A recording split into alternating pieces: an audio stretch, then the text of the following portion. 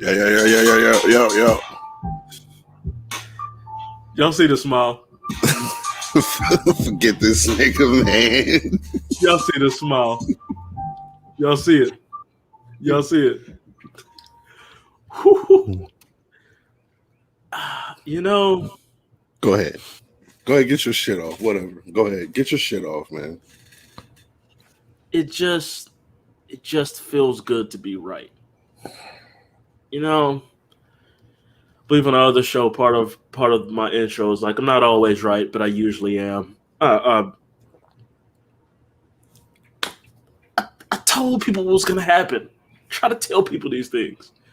You know, not because I'm an asshole, which I am, because I care about. I want everybody to be happy. People tend to be more happy when they're right. So I try to explain these things that are going to happen, so you feel better about yourself. What happens? I feel great right now. I feel amazing that the three people that I said were walking out of Jacksonville as UFC champions are walking out of Jacksonville as UFC champions. And it took them forever, but I did get my money. That's even better. Got my money today. Cole, don't worry about it because I paid this nigga right before the podcast began. So literally, I made him wait though. Like, let's not get this shit twisted. I purposely made. I had the money. Like, it's not like I don't have the bread. I made Corey wait because I knew I was going to get shit, and I should have waited till after the show to pay him. I should have waited. I really should have waited till after the show to pay you because I knew you was going to be on that bullshit. First thing, I couldn't even get the intro off, and then you started. But I'm going to get it off, whatever. Welcome to Conversations at the Shop, Fight Night, episode 19, I do believe. Right? 19? The Patreon shit kind of fucked shit up a little bit. Like, to me, this is episode 20, but then... We'll call it 19. We'll say 19. Episode 19, you know what I'm saying? Let me go ahead and put that on the bottom right there. Boom. And remember also, if you want to pick up some merch for Conversations at the Shop, you can go to, what is it again? Merch at the shop store. Go ahead and cop it. We got joggers, we got socks, we got t-shirts, hoodies. Everything. You know, it's summertime. If you wear a hoodie right now, unless you in Cali, you a little weird. 90. It's like 90 out here right It's now. 90 out there? Oh, it's 90 out here today. Yeah, no hoodies. No hoodies. Nah. But I mean, you can cop it, cop it right now. You have it already. Yeah, so, you know what I'm saying? Winter time and all that, so. Exactly. So, but how you doing, man? You, of course, you said you're doing all right, man. How's life? Amazing. I feel great.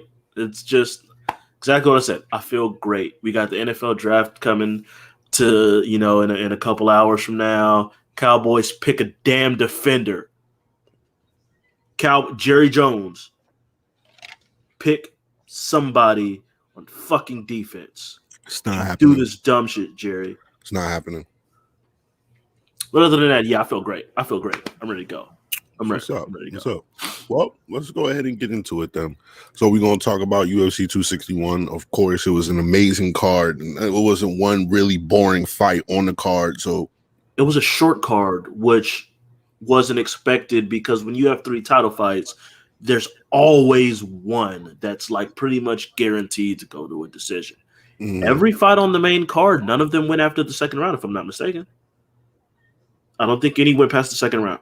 I don't think anyone went past the second round. And not to mention, even before the last prelim was a shout out to Randy Brown, because I know we're not going to talk about it. My man Randy Brown hit a one-arm rear naked choke. Like, that was fire. I was fire. That definitely was fire. Just scoot past that. Like, it's fucking amazing. It's insane. Like, shout out to you, Randy Brown. He probably didn't even get a performance. I think he didn't get a performance bonus for it because of all the shit that happened in the main. Yeah. I don't think he got one either, which sucks. But yeah, I think it was Kamaru Rose. I'm not even sure. I forgot who the third one was. I know it was definitely Kamaru and Rose. But let's get into it. We're gonna start at the top of the card. Oh, we are starting at the top. Kamaru Usman does it to Malik again. KO's Masvidal in the second round, correct? Yes, the second round. What do I have to say for myself? I already know please. that's the question that you're going to ask. You're absolutely right. I apologize, Kamaru Usman. There, you happy? I'm very happy. I apologize. I knew Masvidal was in trouble the first time he got touched and he laughed. And then I knew the 1-2 was coming. You could tell. You could definitely tell. You could tell Masvidal was having trouble finding his range. Usman stayed behind that jab. You can even kind of hear Trevor Whitman in the background telling him to stay behind the jab, be patient, be patient, be patient. Next thing you know, Jorge is getting all the spit on his face knocked the fuck off, and he's asleep. So what do I have to say for myself? I was wrong. I figured Usman would try to wrestle a little bit.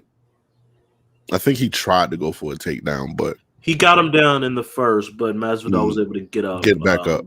Yeah, not immediately, but he was able to eventually get up. It wasn't, and Masvidal was very active on his back too. He was very active off of his back. I did notice that throwing elbows, and you know how much I love people being active off their back. I love shit like that. Usman was active. Yeah, so I don't know what you got to say about the fight, man. I mean, I kind of knew early that it was going to be over quick. Like I'm not you could tell. Like me and you, we've been watching UFC for a while. We could you kind of get that, and then you can kind of see when somebody about to get knocked the fuck out. So I wasn't like surprised by it, but at the same time, man, it did hurt to see Masvidal go out like that. I'm not going to front. I think part of it was that Masvidal ain't been knocked out before. Yeah. Like you 50 fights and you ain't been knocked out. Like, nah, you just don't really expect it. And I was fully admit I was nervous as shit, especially when Masvidal was able to kind of get back up and he was active. And it was like, okay, Masvidal has clearly been working on his wrestling. And he looks like he's, not slowing down at all. He looked good. He looked fresh. Like he looked confident. And that Masvidal, we've seen Usman get clipped before. Not finished, but he has been clipped. He's taken some shots before. Mm-hmm. So there's absolutely some nervousness on my end. But I think the greatest move made was Kamaru Usman going to train with Trevor Whitman. Yeah, no doubt about it. And again, and it's every time we see him, he looks better. Yeah, and that you just can't. Every time we see him, he looks better. And for someone like Usman, when you are that strong and that powerful, you don't need to throw a bunch of wild shit. Just straight punches.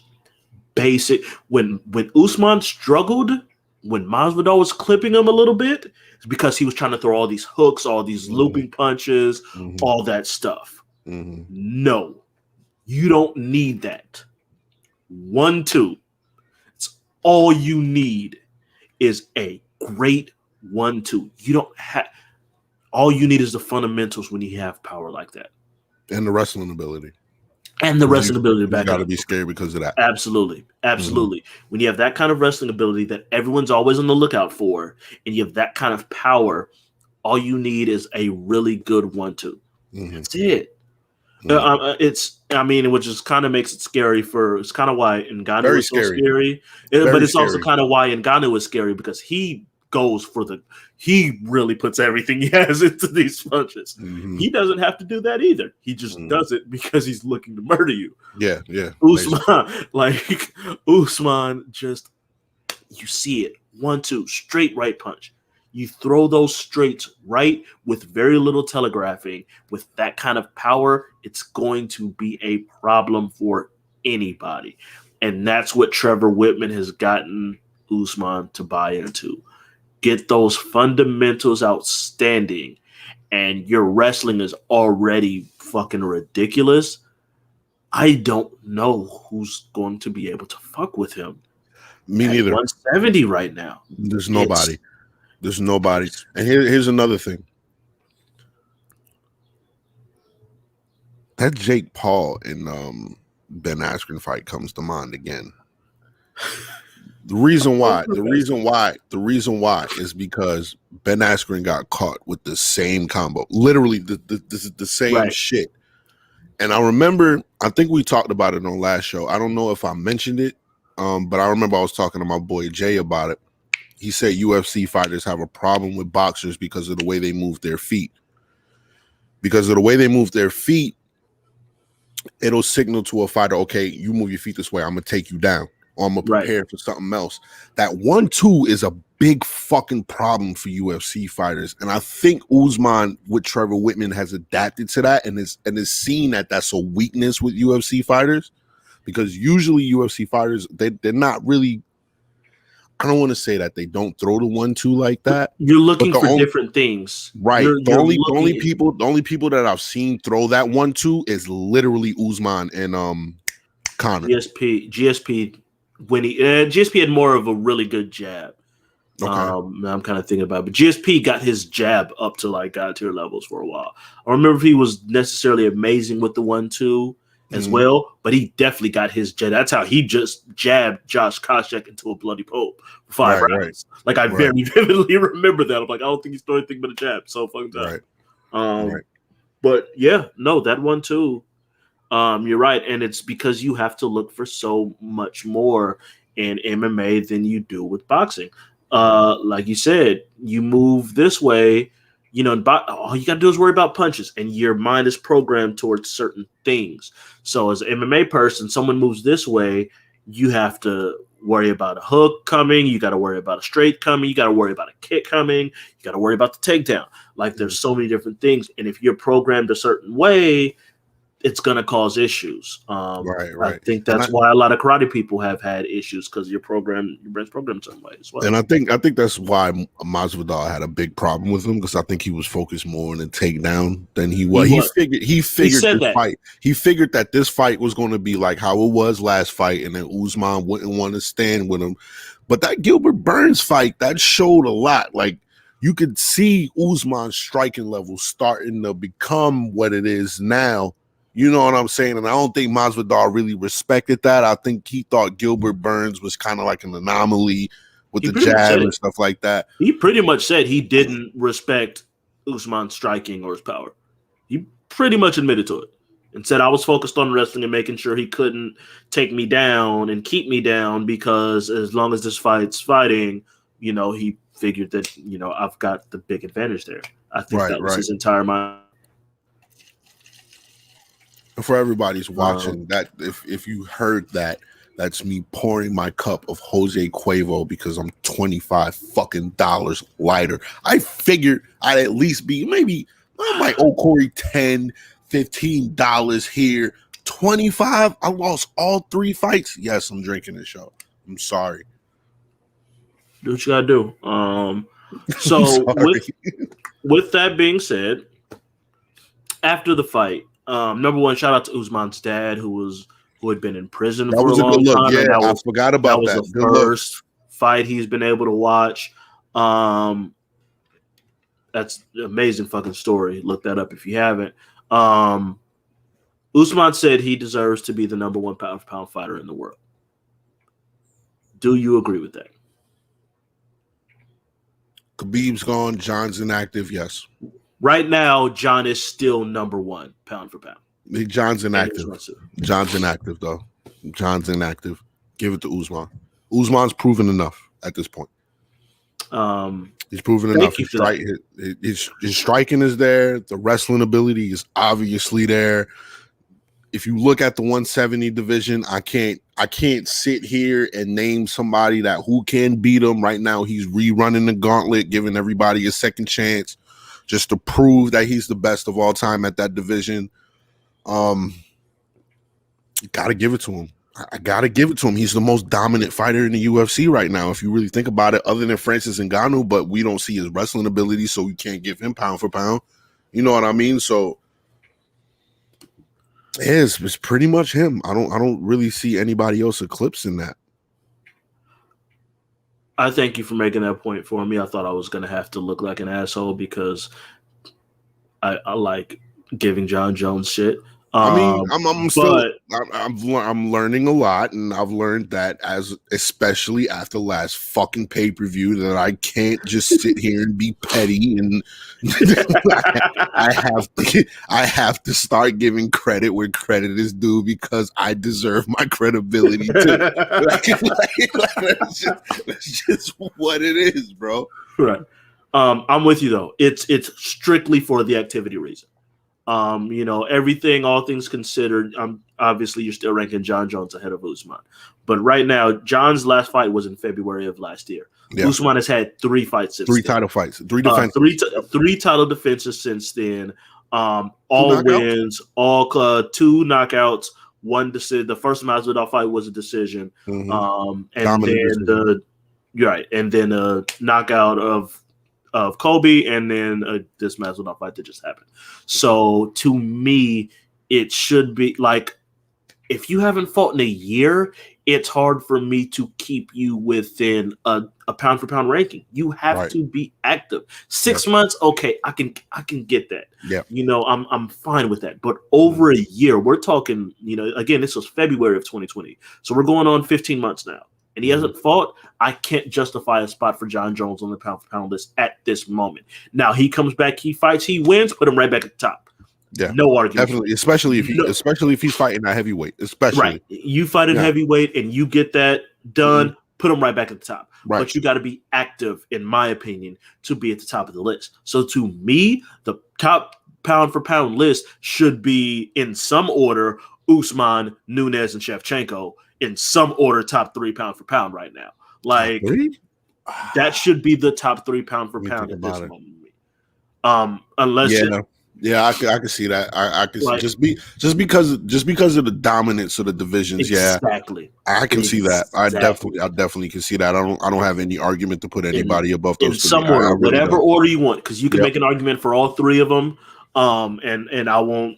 But in some order, that should be the top 3 pound for pound, in my opinion, because of their like you said, the dominance. Right now, I will put Shevchenko above Nunes, to be honest with you. I think Shevchenko's looked better in the recent fights. I think I said that last time.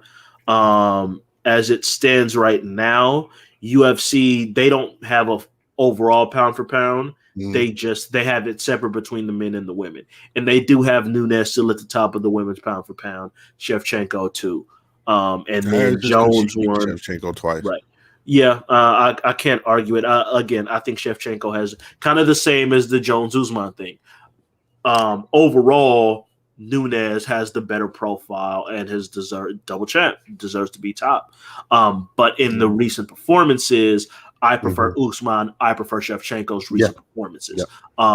That's personal, but you can't argue that. And they actually have 3rd in the men's pound for pound, Volkanovski right now.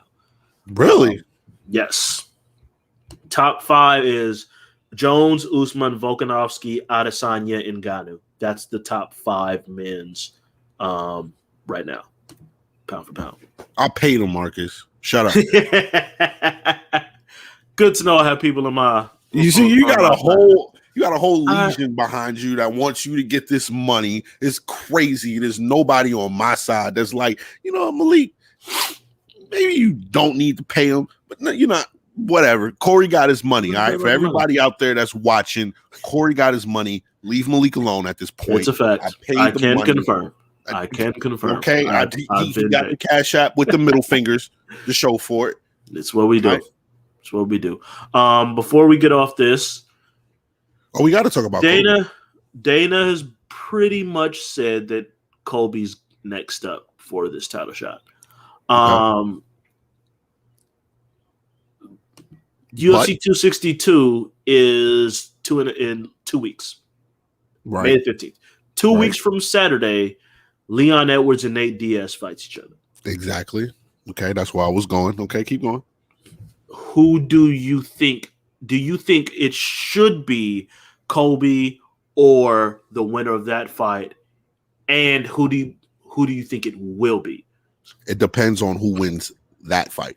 If it's Nate, you give it to Nate immediately. I don't care. You give that fight to Nate. We've seen the Colby fight. We've seen it. Usman's a better striker now. Do you think they'll give it to Nate if he wins? Yes, undoubtedly. Dana's about that bread, bro. I don't give a fuck what anybody says. Dana's about that bread before rankings first. It's just the history of what's been going on this past year or two. It has been proven throughout UFC. They're doing crowds now. Leon's not a big draw like that. We've seen the Colby shit. Colby's beef is really with Masvidal. It's not with Usman anymore. We've seen that. If Nate wins this fight, it's going to be Usman versus Nate. I have no doubt in my mind that it's going to be Usman versus Nate for the title, especially with crowds coming back. If Leon wins, I do believe that if Nate wins, that's the fight to make. Full 100% agree. And if Leon wins, they'll think about it. But it depends on how Leon wins. Like, if Leon dominates Nate and gets him out of there in 2 rounds, then you think about the Leon fight. You know what I'm saying? But to me, the order is going to be Nate, Colby, then Leon. That's the order that I got. Hard to disagree with that.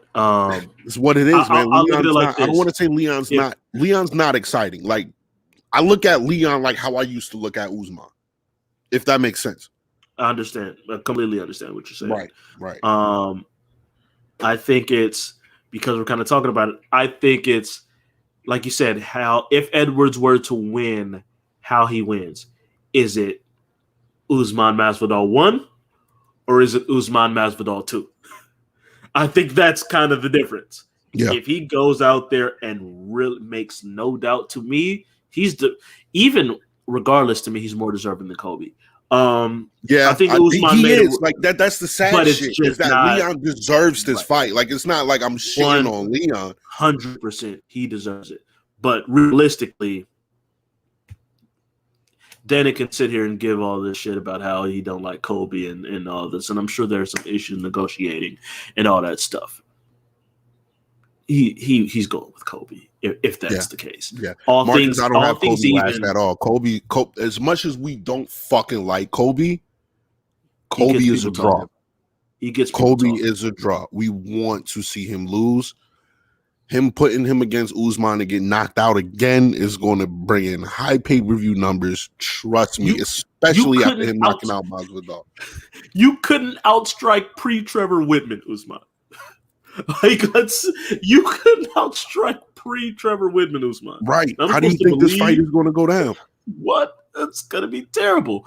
But at the same time, I don't want to do this. But at the same time, we do a show, so I have to look at it from both sides. Colby has also switched his camp and has looked better in his last fight with the domination of time.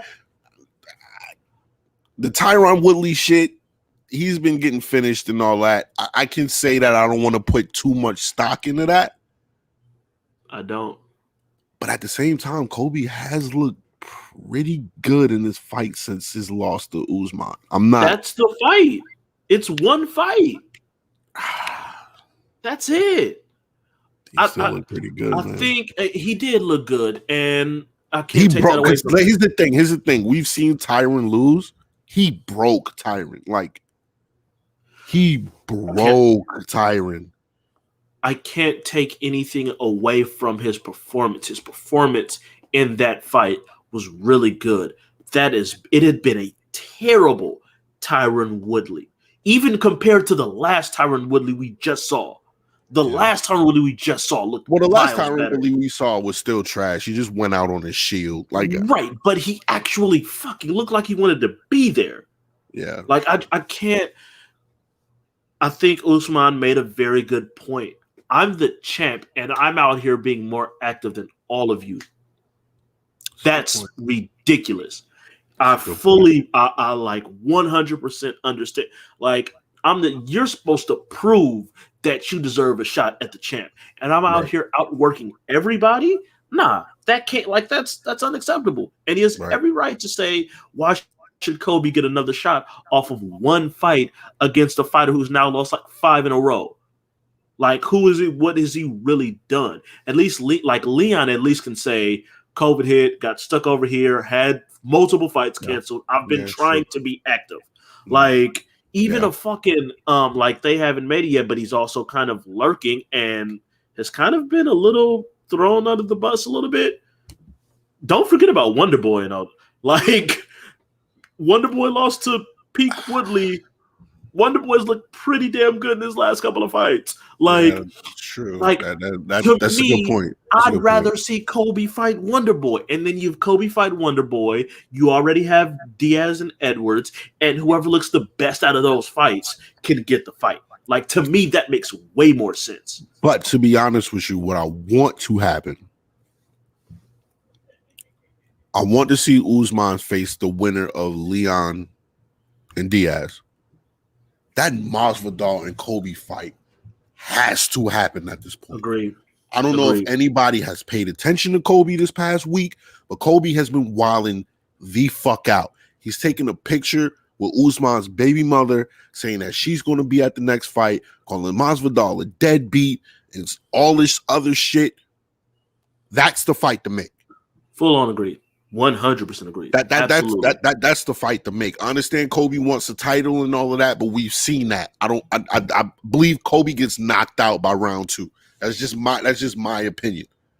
Absolutely. But and that Masvidal and Kobe fight, that shit definitely needs that. And to that point, regardless of what they choose, Masvidal is going to be fun because he has the same 3 opponents that we're talking about all have history with Masvidal that you can make that fight. All of them. So to me, Masvidal is just, not to mention, if you want to do the counter fight, you can do a counter fight as well. So I think Masvidal is still fine and has many fights completely lined up if he wants them to. So I'm not hating on that. Right. So anything else? Anything else for this fight? Moving on to the next fight? I think we can move on to the next fight. Sources have told me that the foot and shin print of Rose Namajunas is still plastered onto Zhang Weili's neck. This one hurt. I can honestly say I did not expect that to go. This one hurt. I can full on say that. This one hurt because, like I told you, I expected this shit to be at least a 5-round war. Weili gets kicked in the fucking face, knocked out. First round, 78 seconds.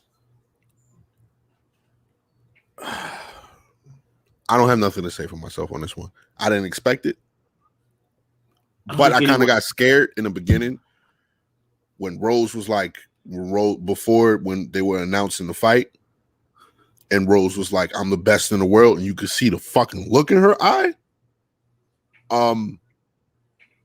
When I saw that, I kind of knew something was up. Rose is special. No doubt, bro. She's so special. She is such a special talent. Like, I can't stress this enough. Win or loss, whatever, wherever she stands, as far as talent goes, that girl is special. That kick, the technique on it was perfect. She didn't even land it the way you want to really land a head kick, because it was mostly foot, and you really want to get in. And she could mostly that placement on that kick was so perfect. Even she said she wasn't moving. I wasn't sure if like in her mind is like, is she setting something up right here? Because there's no way she's just not gonna move to this. Fuck it, throw it out. Rosa, her technique and her talent level is so amazing, and that's what I continue to believe in, even when she struggled. In my head, I was banking on, as long as she's right mentally, her talent level to me is above damn near anybody in that division. Right.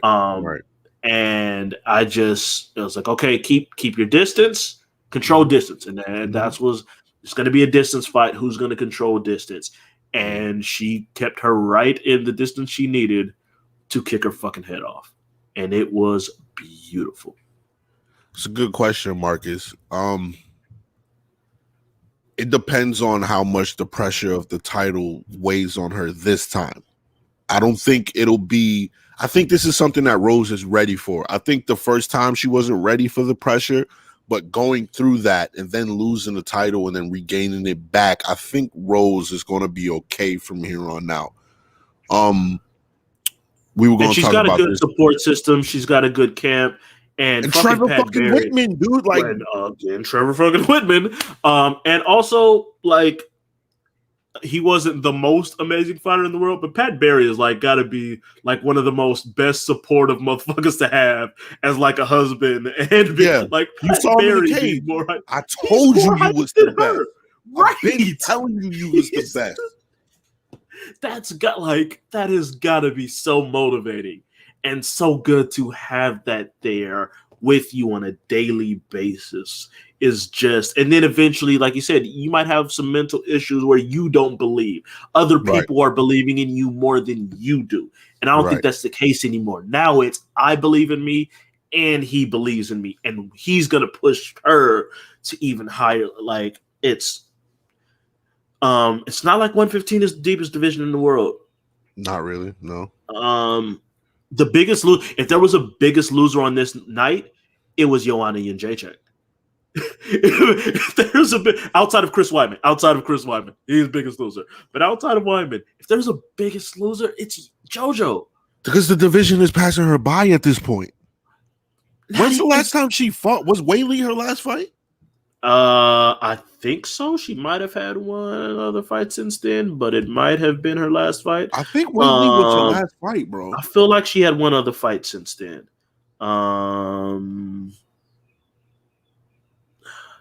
Nope, still the last fight. WEILI's the last fight, right? Yes, WEILI's still the last fight. Well, I don't blame her. She had that big ass contusion on her forehead. She needed some time off. Definitely.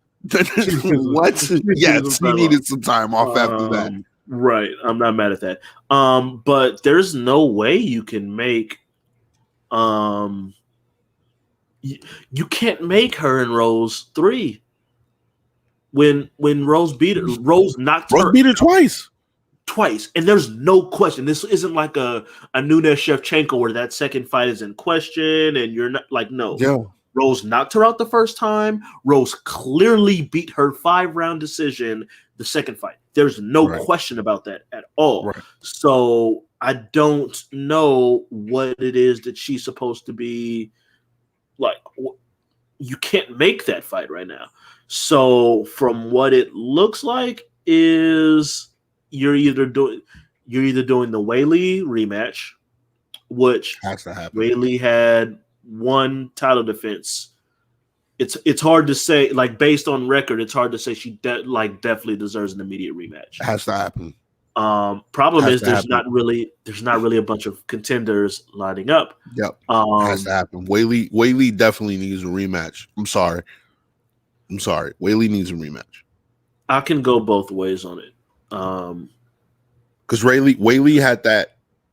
The reason why I say this is because WEILI had that good performance against Joanna, right? And then she beat the shit out of Andrade. Yeah. Well, and she kind of did get caught. I just feel like everybody thought I don't think anybody thought WEILI would get knocked out in the first round. I feel like if you give her another opportunity, I think there's more possibility of it being a better fight the second time around, because I don't think Rose really felt too much of WEILI was about in the first. Like, you get what I'm trying to say? Right. No. Fully understand. Fully agree. Let's be clear here. This is WEILI's first loss since her very first fight in her career. Lost her first fight, won 21 straight all the way to the title, wins her first title defense, and then loses here. Under normal circumstances, I'd say she's got to have another fight before you get a rematch. But she's beating the shit out of everybody else in that division. No, she hasn't. She's beaten a couple people. I think what I'm saying is I think she'll beat the shit out of anybody else in that division. I agree. I just like you have to me. You gotta have some sort of longevity in order to really demand an automatic rematch. To me, the thing is, there's not like what it's looking like. The other choice is that 3 and 4 are about to fight soon. Another Chinese woman, Yan Xiaonan, and Carla Esparza. For those who remember, Carla Esparza and Rose were the finalists in that Ultimate Fighter. Carla beat Rose to become the first strawweight champion. So there's big hit. Carla's super wrestler, Cookie Monster. I just love the nickname. And they literally give her a cookie after she wins a fight. You gotta love that shit. But that was a much younger and much less polished Rose then. But fact still remains: the first UFC women's strawweight champion is Carla Esparza, and she did it by beating Rose. She's 4. Yan Xiaonan is 3. So, oh shit, Corey's gone. I don't know what happened to Corey. He was explaining some shit. We'll be back in a second. But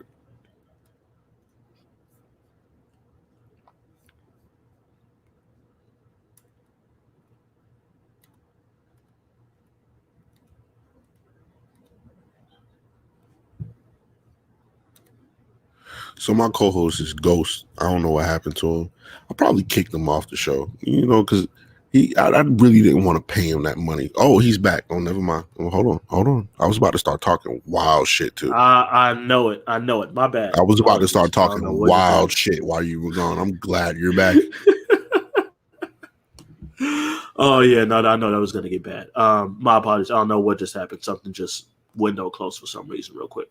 But what I was saying is, Yan Xiaonan's last 3 wins in the UFC over Claudia Gadelia, Karolina Kovacevic, and Angela Hill. So she's on a good run right now.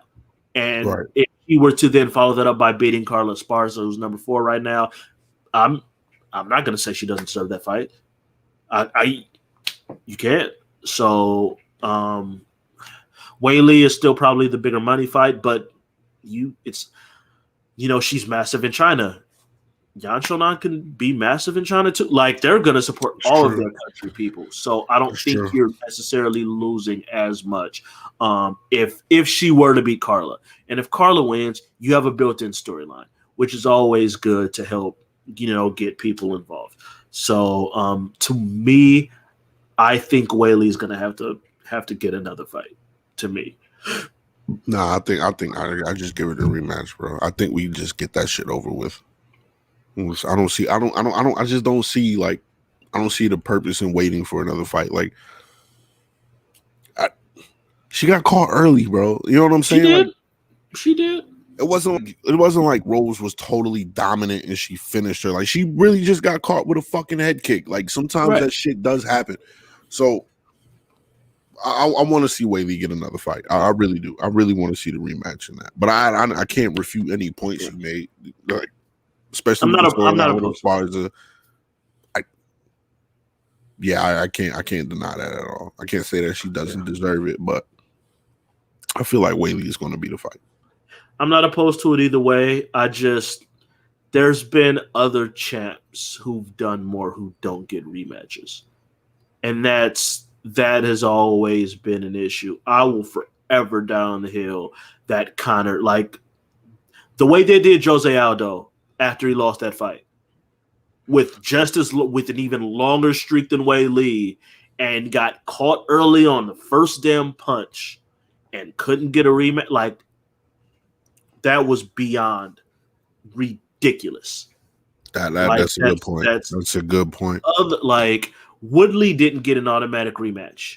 And he had one of the longest reigns. Like, there's other people who have had really understand the way Woodley lost. Yeah, that's what I was about to say. Like, the way Woodley lost, though. I get that. But there have been people, even going back, if I'm not mistaken, when Rich Franklin lost to Anderson Silva, again, finished clear as day, he had to get another fight or two before he got back to like. There's just so many examples of fighters who've done more and couldn't get an immediate rematch, and that's my struggle. But at the same time, the divisions with all the people that you named, the divisions were deeper at that point. Like it's 115 strong. Like, you know what I'm saying? Like, that's my point. Right. That's what plays in their favor. That is absolutely.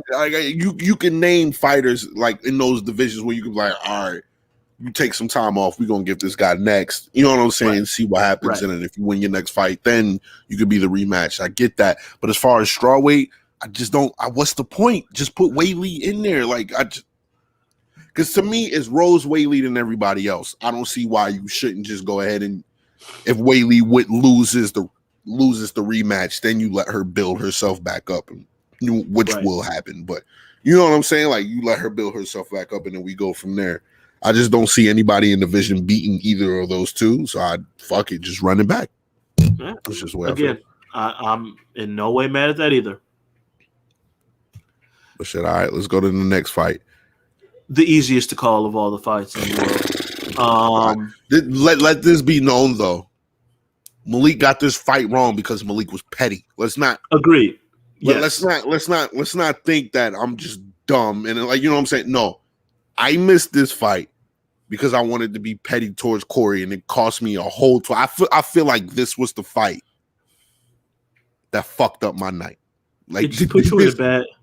This was the fight because as soon as I saw Shevchenko dominate Andrade the way she did, I was like, "Oh shit, it's gonna be a long night." Literally.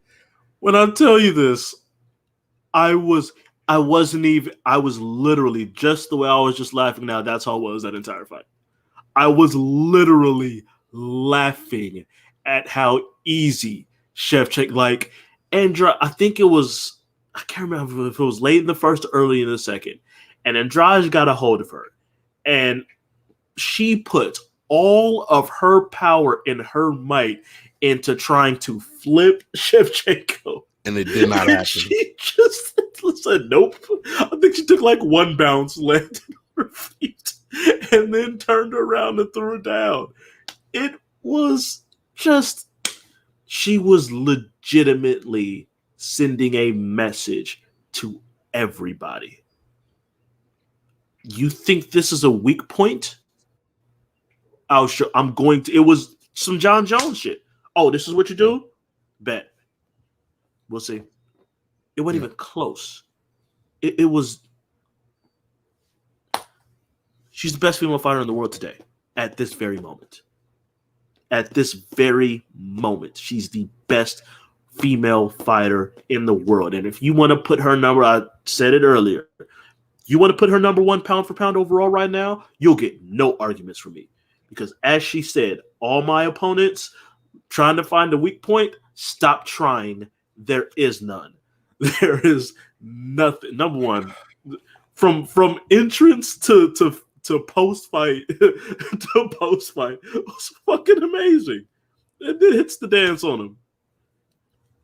There's no, and like Andrade sat there after the fact and was just like, I think in the middle, in between the first and second round, she almost had like a smile on her face, like, well, fuck, I don't know what I'm about to do now.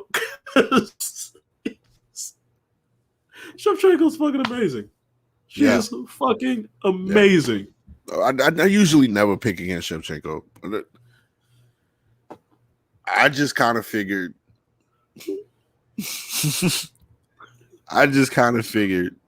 There was a possibility with Andrade dropping down a weight that she could possibly be a little bit stronger than Shevchenko. But the minute they got in the clinch, and it was clear Shevchenko was the stronger fighter, I knew it would end exactly the way it ended. I was like, I told everybody in the house, I was like, oh, she's going to put her in a crucifix and beat the fucking shit out of her.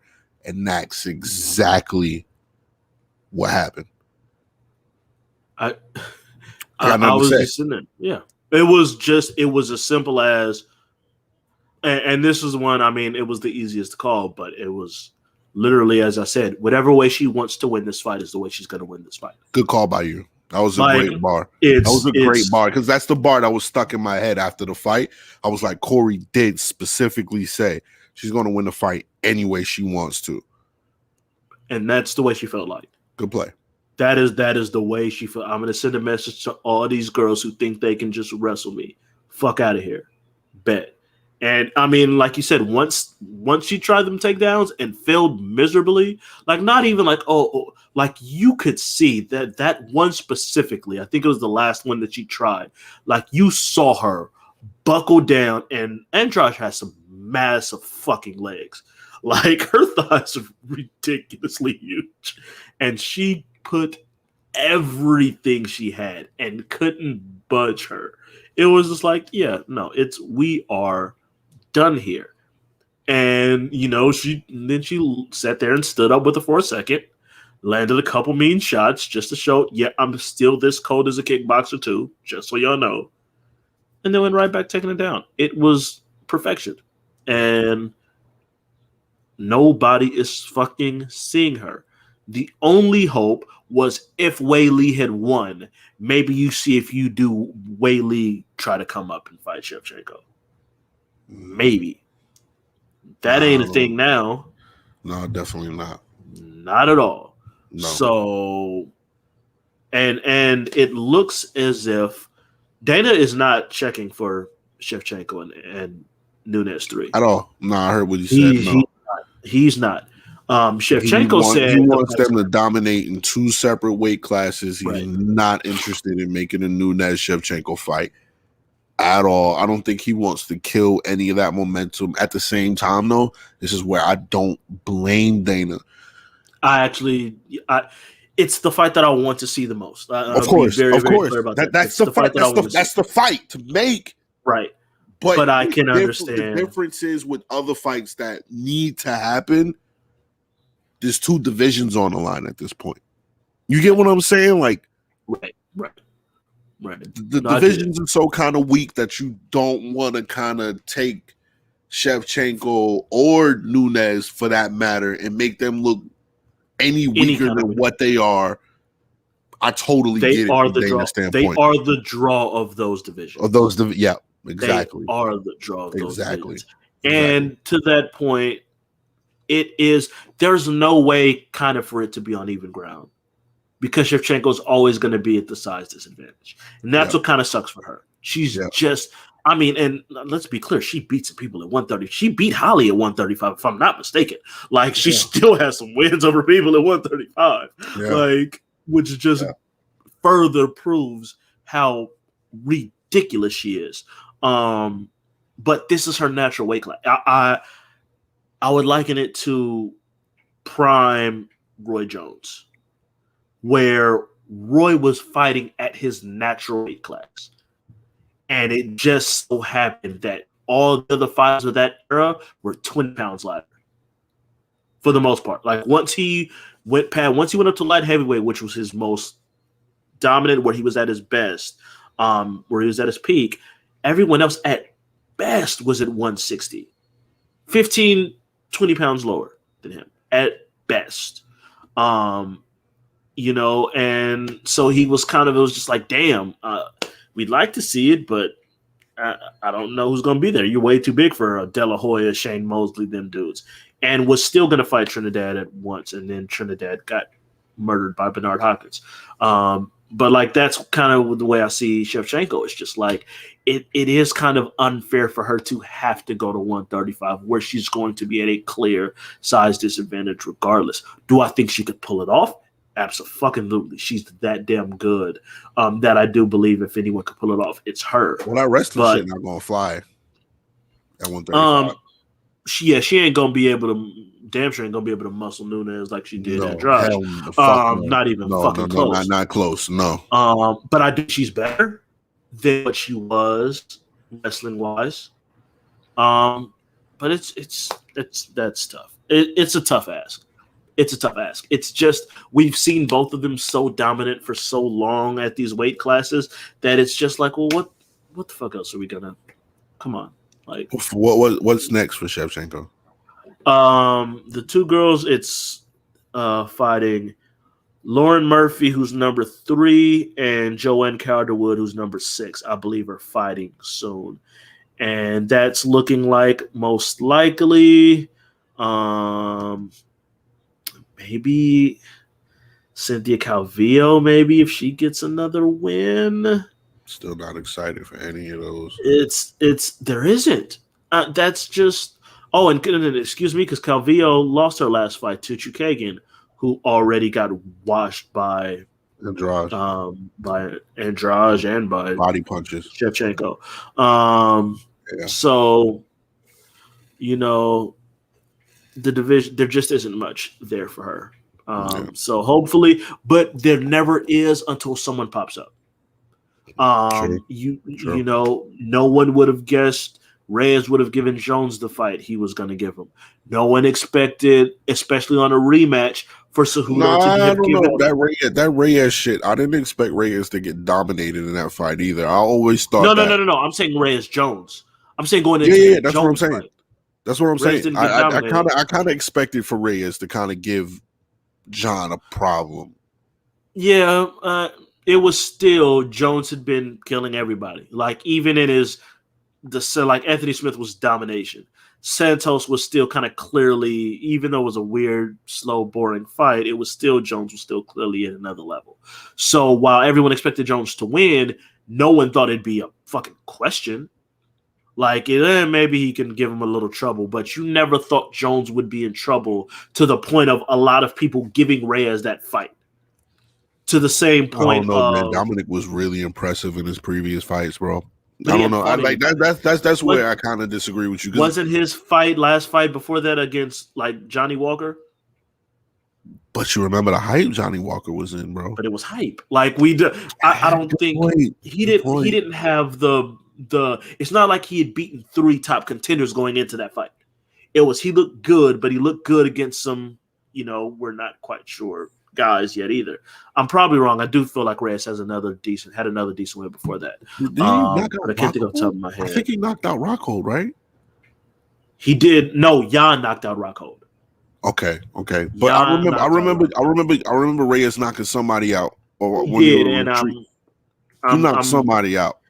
He did have a decent one before that, but or even like the second Mao Cejudo fight, for instance. Like no one thought, like you were like maybe it could be good, but we also seen this before, and it was a first round finish. But maybe it can come this time. You're never quite sure. So we can sit here and say all this. Let's just say this: I knew that Cejudo was going to win that second fight. So. Yeah, he didn't win that fight. But say less Patreon next week. There we go. Regardless, the overarching point is that it may seem like it's a terrible division. There's no one there, and then give it 6-9 months, give it a year, and all of a sudden you're like, holy shit! There's three new challengers that we hadn't really thought about that could pose some problems. So you just never know. I wouldn't bet on it because Bullet is fucking Bullet. That's what she does. So we'll see.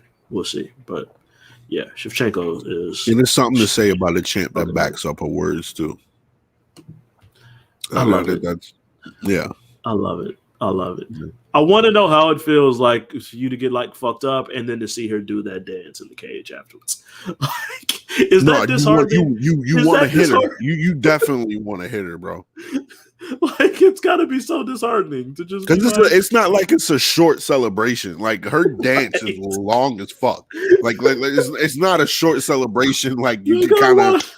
Right. All right, I get it. That's what you do. But her dance is like 2 minutes long. Like it's a full ballerina type dance. And it comes on like after she's gotten the interview too. Like she does the interview, says whatever, and they're like, all right, now I'm gonna. So you've gotten finished. I gotta watch this interview of you getting basically, witness it more, and then talk about how great she is because she is. And you can't say shit about it because she just beat you. And then you've got to watch her dance for like 15 seconds. Yeah. Like, you cannot feel good after that shit. No. It's got to be annoying as hell. No. But another good performance by Shevchenko. Like I said, I'll bet against Shevchenko to be petty. I will never do this shit again. I'm fine with that. So, another good play by Corey. You had a good fight card, all right? You had a good fight card. But at the same time, my first 2 fights, I was correcting. Everyone was. We were both correct in the first 2 fights. Jesus, you went 5-0. Just didn't know how it was going to go. We didn't know how it was going to go the way it did. Yeah, it's true. It's true. But yeah, we both chose those. So let's just start with Uriah. That's where I was going. Sucks. It sucks. It sucks on both ends. Look, I'm not the biggest Weidman fan in the world. That's what I was like. I mean, karma's a whole bitch. Like, it is. Karma's a whole bitch. Like, when I saw it, I was like, oh yeah, that makes that. Like, I'm not going to front. When I saw it, I was like, yeah, that makes sense. Like, it was and like, if it was Chris Weidman, I can see that happening to Chris Weidman. Like, he claims he didn't know, like, that Silva had really gotten hurt. Like, do you just really think you checked that kick that good that it was just normal check and he just fell down screaming like that? Yeah. It seems a little. You did go and check on him eventually, but you definitely ran around celebrating first. Of course, yep, definitely. You absolutely ran around celebrating first, and you can say, I don't know what's in the man's head, but I ain't never seen no one just check a kick and someone go down like that. Right. And it was just like, he just really just messed up his shin, but it isn't broken or shattered or anything. Like, not you kick them, you check the kick. Yeah. It's hard. Either way, I am happy he's through surgery. All that's good. You don't want to see shit like that. That was ugly. That was probably the nastiest shit. I don't want to say it's the nastiest shit because I remember Paul George's injury. Ooh, yeah. But Gordon Hayward's was really bad. Gordon Hayward was really bad too. But as far as MMA wise, it's dude, up there. His shit was fucked up. There. Like, and then he didn't realize his leg was broken, and he tried to step on it, and then it folded in half again. Yeah, bro, there was no bone left in that. Like, you could clearly see, man. Like that was a bad one, man. But if I'm Chris Weidman, my nephew was scarred. He was like 11 or 12. I think he's 12, and he was watching it with us. And 3 fights later, he's still sitting there like, I still can't get over that man's leg. I don't know what to do. I've never seen he was scarred from watching that. It was nasty.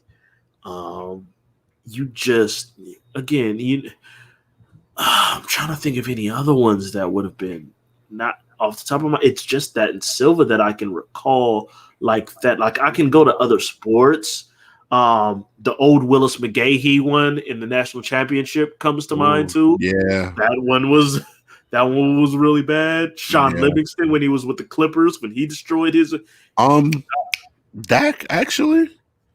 Oh, Dak! Yeah, Jesus Christ. Dak was pretty fucking bad too. I'll put that one very much out of my memory, but that is up there. Yeah, I vividly remember the Sean Livingston one because he just went up for a layup, landed, and his kneecap was on the side of his knee. Yeah, I remember that. And I've just never, to this day, I've never seen any, like, I've seen, like, in motion, like, it go out and come back. I've never seen, like, he's on the ground and his knee is this way over here. Yeah. Shit was wild. But I also really feel for Uriah because what can you do after that now? Like, that's not a win. You didn't even fucking face the top 5. Yeah, he should. It's just, it's unfortunate. You want to fight away, Uriah. You want to fight away. Unfortunate on the count of, it's not even like a Leon Edwards we saw around and you were looking amazing. That's true. And good. And then this happened. It's the first fucking kick he threw. But at the same time, it's fucking Chris Weidman. Like, me and you kind of figured Weidman was already done as it was before the fight. But he did beat a ranked guy in the fight before this. He was so unimpressive in that fight. Like, I agree. He won, I but it agree. wasn't like a fight where you were like, all right, Chris Weidman, you're back. Like, it wasn't one of those type of fights, though. Like, you know what I'm saying? Like, it was just like, all right, you kind of skated by with this win because of your wrestling ability. Yeah. And even with his wrestling ability, he hasn't been able to set up takedowns the way he used to and all of that shit. So I wasn't really impressed off of his last win. I kind of figured he was going to get finished in this one by round 1, round 2 anyway. It just sucks to me that I feel like this is the end for Chris Weidman. Like, I saw all the support that he got with people saying we know Chris Weidman's going to be back and all of that. I get that. I think he's going to fight again. I think he's going to fight again. Well, you don't want to go out like that. So I do see that. Exactly. You want to go out like that. I see that, but at the same time, worker. Like, he's going to fight. I'm not going to sit here and lie like I don't want Dana to step in at this point. Like, hey, yo, you got knocked out a lot. You may have won one fight, but you weren't really that impressive. And this time, now you can't even add even though I heard Chael talking about it.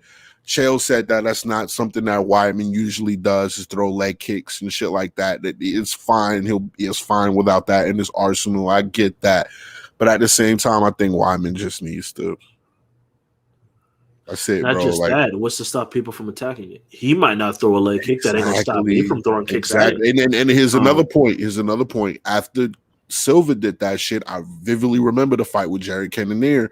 When Jared Cannonier was throwing leg kicks at that leg, and then got Silva the fuck up out of here. Right. So I vividly remember that too, and I think that's in Chris's future too, bro. Especially with how prevalent leg kicks are now. Chris, just hang it up, bro. And I think Silva kind of was cautious in throwing leg kicks in the first couple fights after that.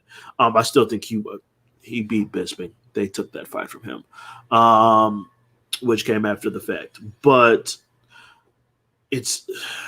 I do think he's going to fight again. You can tell someone like him, his kind of mindset, he's going to fight again.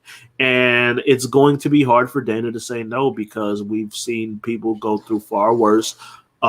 Different, whether it be injuries or losses. If you are someone that Dana fucks with, he's going to give you as many. Like, it's going to have to be the worst of the worst before he'll say, "All right, I can't let you fight anymore." How many fucking fights did BJ Penn get in a row? True. Like Overeem was another one. Hell. As much as I hate to say it, Silva kept getting fights. He wasn't looking impressive for a while too. True, yeah. But he's not Silva though. There's levels. At the same time, there's levels too. Yeah, absolutely. But it's just Chuck. Like it took Chuck getting knocked out. It took Chuck getting knocked out by a man with one arm before Dana finally was like, "All right, like dog, for real, we gotta stop this." But even if it ends up being elsewhere, I think Weidman will end up fighting again. As far as Uriah, where does he go from here? Is the question. One more fight. He's one fight away, in my opinion. Reason why I say this, he's one more fight, in my opinion, is because who else for Izzy? I mean, who Izzy hasn't already seen? Let me put it that way. You get what I'm saying? Like, absolutely. As a fresh contender, I don't think Uriah's ever gotten that rub to get that title fight. No. So if he wins his next fight, I could definitely see Uriah being a contender for the title. Definitely. Especially because Izzy's fighting fucking Vettori, bro. Like, right. So here's you're looking for new blood at this point, especially after Robert Whittaker's last win. You didn't make that fight. Whittaker couldn't take the fight. Whittaker couldn't take the fight. We'll get into that because I know we're going to talk about it in a second. But he was offered the fight. It's just it was too quick of a turnaround. Right. But to that point, because that Izzy Vettori fight is going to be in June, you have to give Whittaker the next fight after that. So now we're talking the end of the year. So now we're talking hopefully best case scenario. Say Izzy beats Vettori, then you're looking at Whittaker end of 2021. Right. Probably. Right. At least the last quarter of 2021. Right. You're talking about a year away from now before Uriah would get that chance. As much as I want to say it's one fight, I think it's more likely it's two.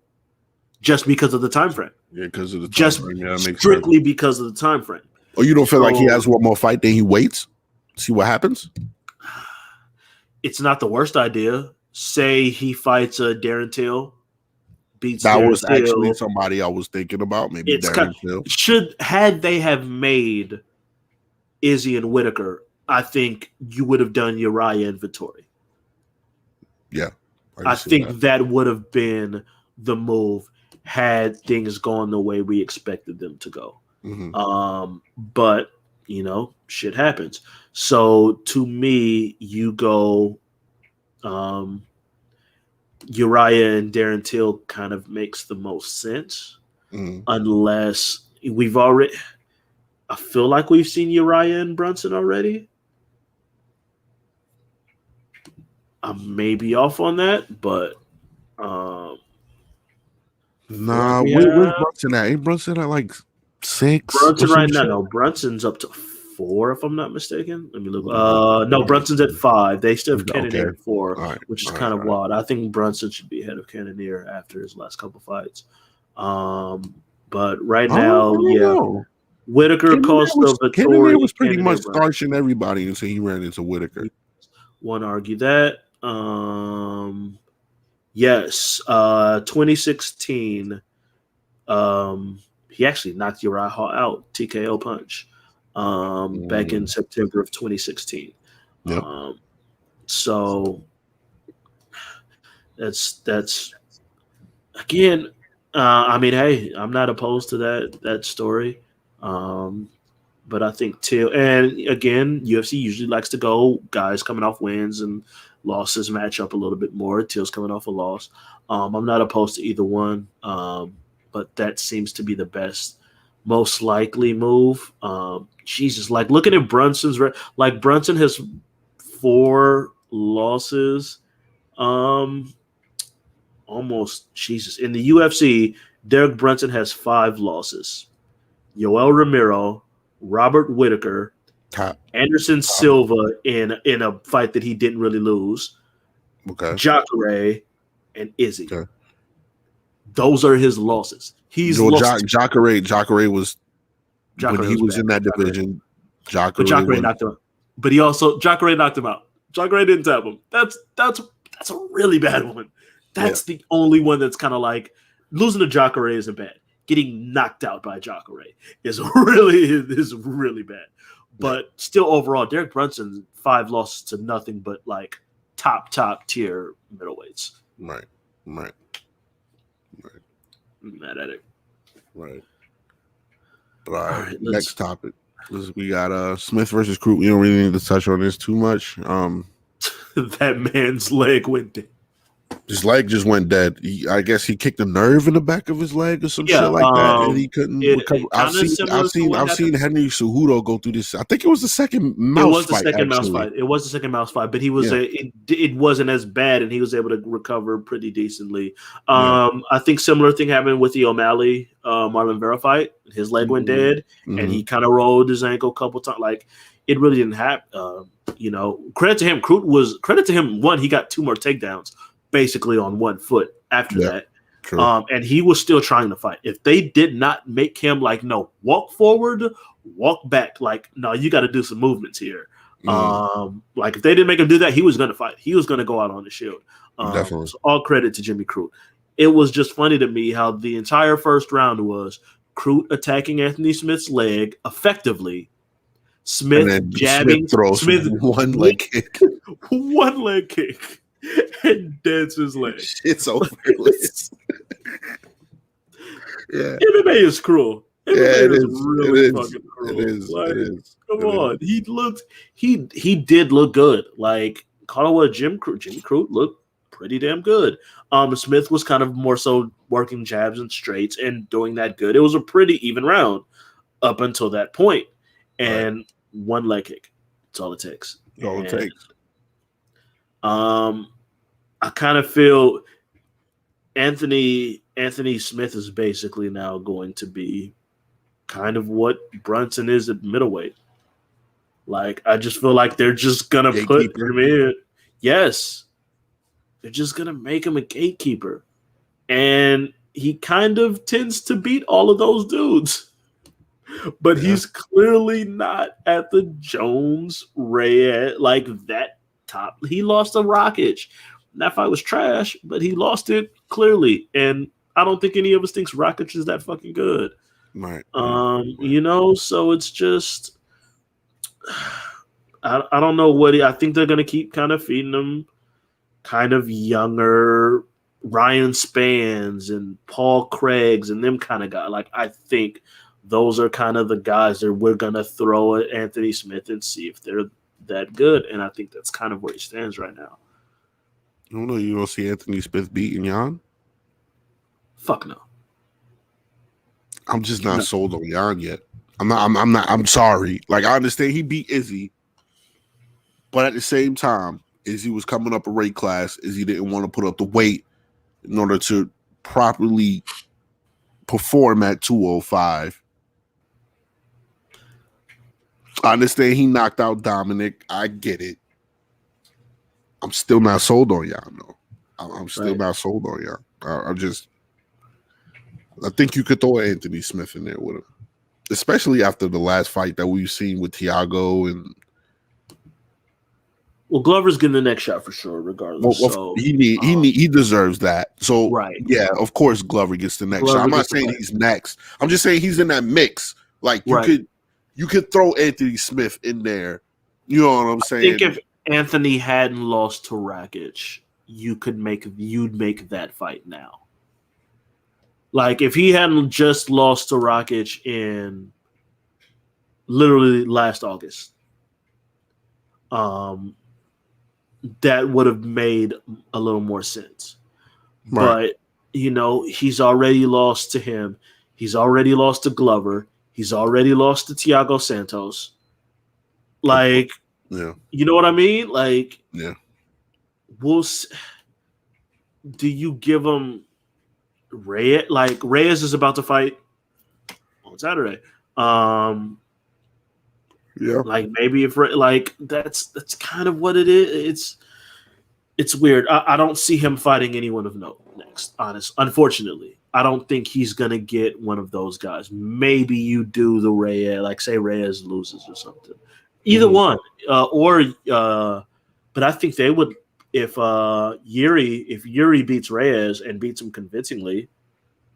I think they probably look to try to give him the next fucking fight because they don't have shit at light heavyweight right now. Nothing. And I noticed Dana's starting to build fighters back up in the light heavyweight division with the absence of John.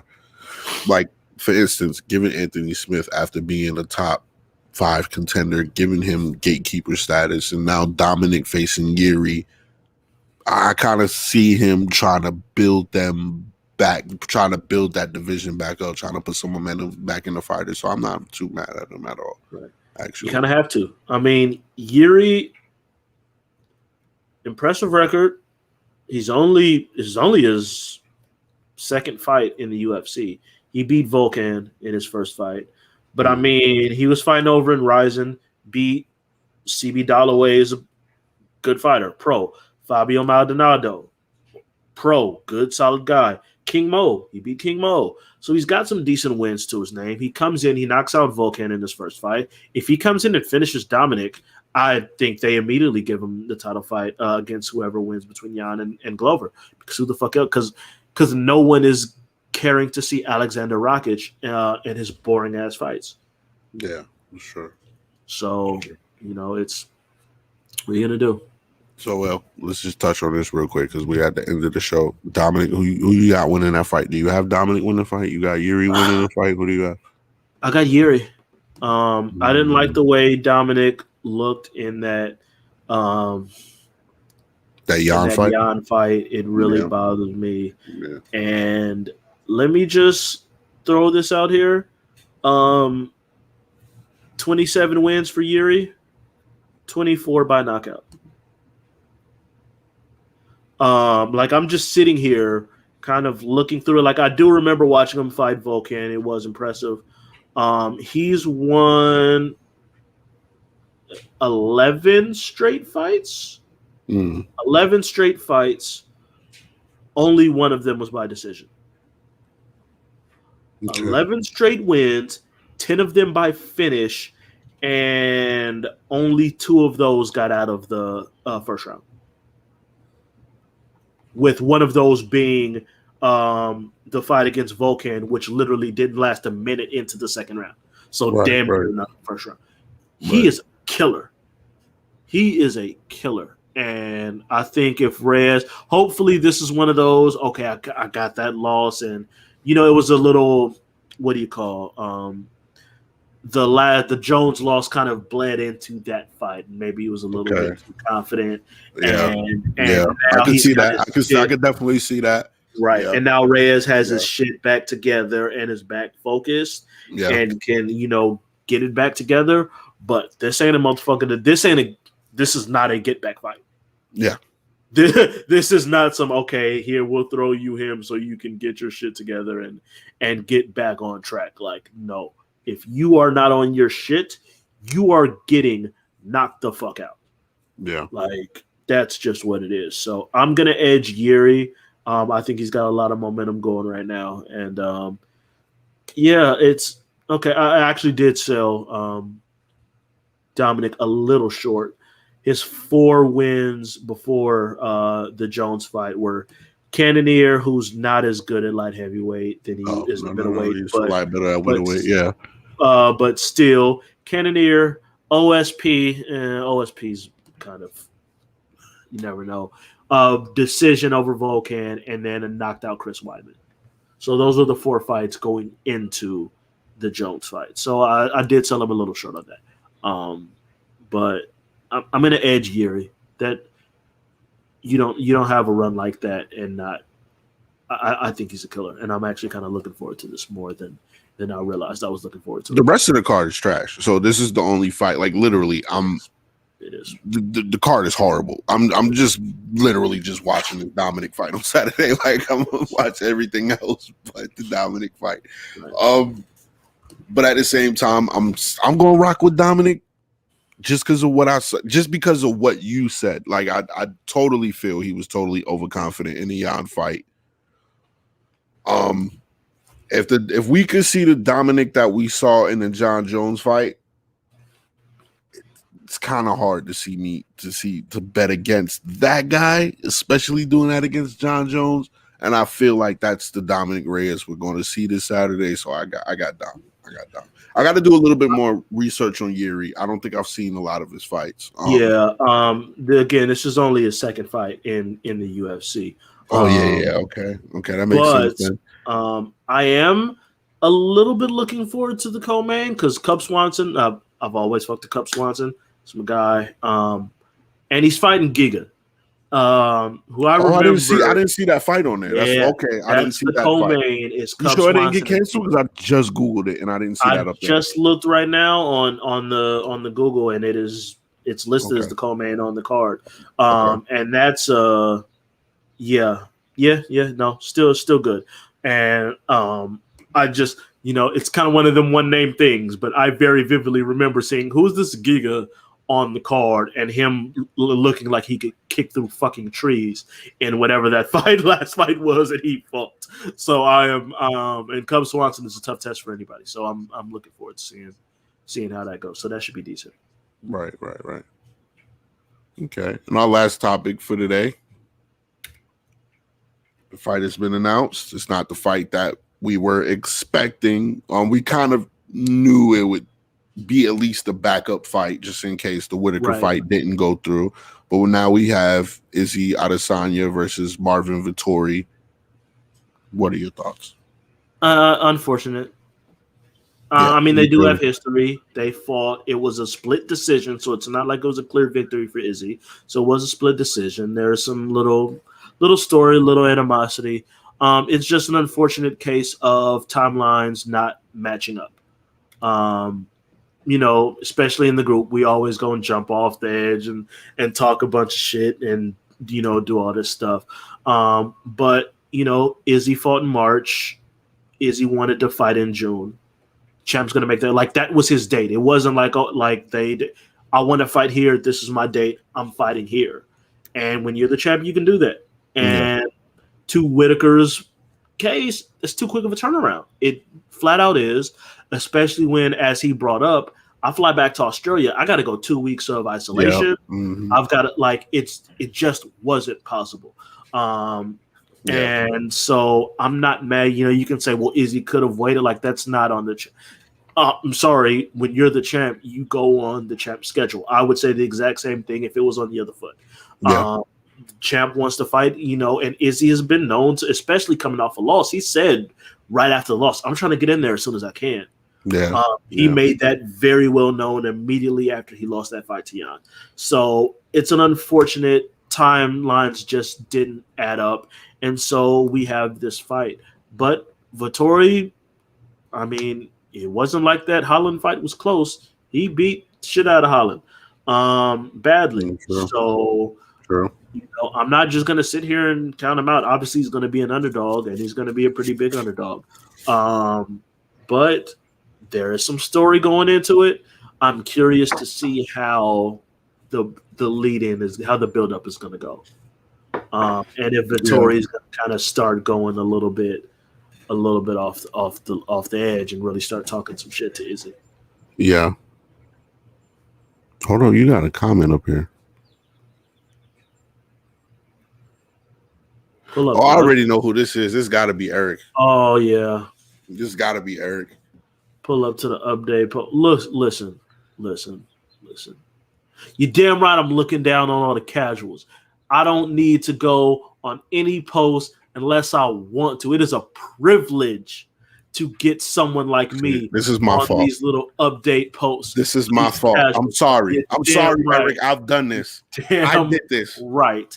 You don't tell. What did we just say? What did we just say in regards to Izzy? You go on the champ's time and on the champ schedule. And when you're the champ, you don't have, you know, the champ chooses where the champ appears. It's as simple as that. You better be on an update post, nigga. Fuck off. Sometimes I'll be gone. Sometimes, especially on the weekends, a lot of times that's when I'm out with my kid and stuff. Like the not the pay-per-view, but the week before the Whitaker fight. I was out with the kid. I'm nowhere near. Hold up, Eric. I don't want to hear that shit because I don't think we got an update post for the Whitaker fight. So you make sure you on your shit, Eric, so my nigga can show up to the update post. How about that? How about that? There you go. How about that? See, I got your back, man. You're my co-host. Get your shit together before you come with the champ like that. I ain't gonna let people talk shit about you, bro. Like, I got you. You my homie. Like, you know what I'm saying? Expect the champ to sit there and congregate with the casuals? How dare you? Well, whatever, man. What's your positive words so we can get out of here, man? Man, stay safe. Tell your people you love them. All that stuff. I just seen someone I know get in a car accident caused by a drunk driver. 12 car accident. She's safe, good, all good, but it's like you never know how quickly shit can turn. Stay in contact with your people. Tell your people you love them. I know you do, E. I was just fucking with you, man. We just look forward to them casual posts every week now, man. Like, it was just weird to not have it. But no, we got you, E. Do what you need to do. Do I have any positive words this week? I got the same shit, man. Just stay safe out here. Always protect your mental health. Remember that shit is important. I know it doesn't seem like it's a big priority to everybody, but Corey knows, my co-hosts know it's a huge priority in life. Things can happen to make you feel like you're not. Just make sure your mental health, the mind and body, always first. You're not weak for admitting those kinds of things either. Exactly, too. You got to keep that in mind. Yeah, exactly, too. It's always great when you can have help. You never know how supportive your friends are until you're actually honest about the shit that you're going through. So always utilize that. Just stay prayed up, man. It's crazy out here. You already know, man. But other than that, man, I don't really got too many positive words for y'all. So I guess good show, my nigga. Great show, actually. Yep. just check us out on everywhere: Amazon, YouTube, Spotify, Apple Music, wherever you get your podcasts at. We at. Make sure you tune in on Saturday. That's when the full crew gonna be here. We should have some pretty good topics this Saturday. I got something too, for y'all on Saturday. I got something for y'all on Saturday too. I just want you to know that. Well, I got something for you. You know, the Knicks is back. I'm saying, got a Lakers hat on because it matches the fit. But you know, the Knicks is back. You know what I'm saying? I might be coming home. We'll see. You know what I'm saying? I'm thinking about it. You got Spike Lee, Malik right here. Yeah, exactly. That's what it is. Exactly. Spike can't fully turn on the Knicks. Like he doesn't have the heart for it. I got the heart for it. Like, hey, look. Yeah. So you know what I'm saying? Like, we'll see. We'll see. I might be making a little bit of announcement on Saturday, so make sure y'all tune in for that. But other than that, I ain't got nothing else for you. You got anything else for the people? I got nothing else for the people, man. All right, man. Appreciate y'all tuning in. We see y'all next week. For sure.